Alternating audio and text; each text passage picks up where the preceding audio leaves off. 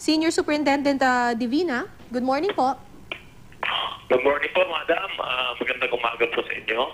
Okay, sir. Anong oras po nagsimula itong hostage taking at ilang oras po nagtagal, sir? About to exit sila southbound, going papasok ng NLEX. Doon mismo po sa toll gate. Doon na po hininto. Tapos may nangyari pong hostage taking, involving yung everlasting bus po. Mga hostage po, mga pasahero po ng bus. Sir, meron po bang bilang kung ilan yung mga pasahero ng bus nung naganap po itong hostage taking na ito? Yung bilang po namin, more than 10 po yun, around 15 po. Around 15 sa bilang po namin. Opo. At sir, ano po yung naging susi at naging matagumpay po itong pagtatapos ng hostage taking? Kasi I understand, wala pong nasaktan ng mga pasahero. Kung meron mang nasaktan, itong dalawang pulis lamang na dumamba doon sa suspect. Opo, gusto ko lang i-emphasize, as always, in a hostage situation, may ikinandak tayong negotiation. Una po, ang hiniling niya is makausap, negotiator yung media. Biniligtad po namin muna yung sitwasyon. Baka may ma-violate tayo na procedures po, guidelines on hostage.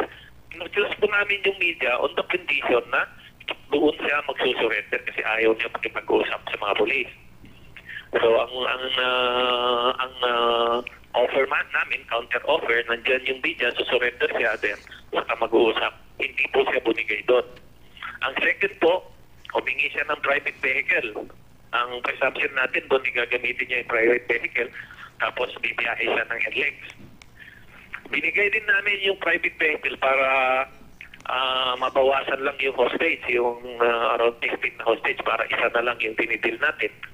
Yung kailangan natin protektahan na hostage. Hindi rin po siya binigay. Until po humingi siya ng bus driver. Apo, ang binigay po natin, yung bus driver, police na po yun. Iniram namin yung uniforme ng bus driver plus isang konduktor. Okay. Apo, but at the same time, ina-assess namin yung hostage taker, anong state of mind niya. Doon sa pag-uusap po, na-establish po, na-conclude na very, very unstable na po siya. Unreasonable, kung sari-sari na po yung demand. That was the cue as the ground commander na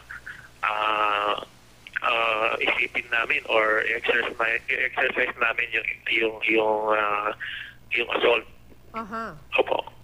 Okay. Opo. Sir, nakapanayam na po ba ninyo itong naarestong suspect? Ano po ang pangalan niya at ano daw yung dahilan kung bakit niya ginawa itong hostage taking na ito? Galit po siya nung ina-attempt namin na kapanayam ay iba-iba po yung pangalan na binibigay niya. Part na rin po ng pagiging unstable ng pag-iisip niya. Opo. Okay. At sinabi po ba niya kung may problema ba siya? Bakit niya ginawa itong hostage taking na ito? Sa galit na galit siya, especially doon sa na naka-uniforme. Opo.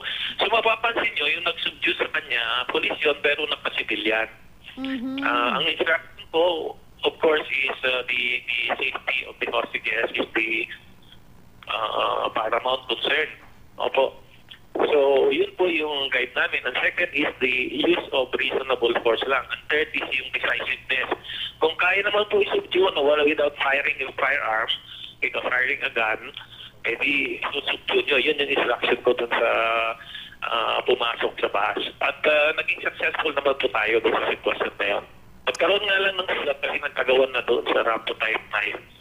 Sir, kumusta naman po yung lagay ng biktima doon sa hostage taking? Kasi tinutukan siya ng patalim. I understand, sir. Opo, nandito na po sa police station. Of course, mayroon din kaming medical team doon. SOP po natin yan. Isinikay na kagad doon sa medical team. Mayroon immediate medical attention po. Opo.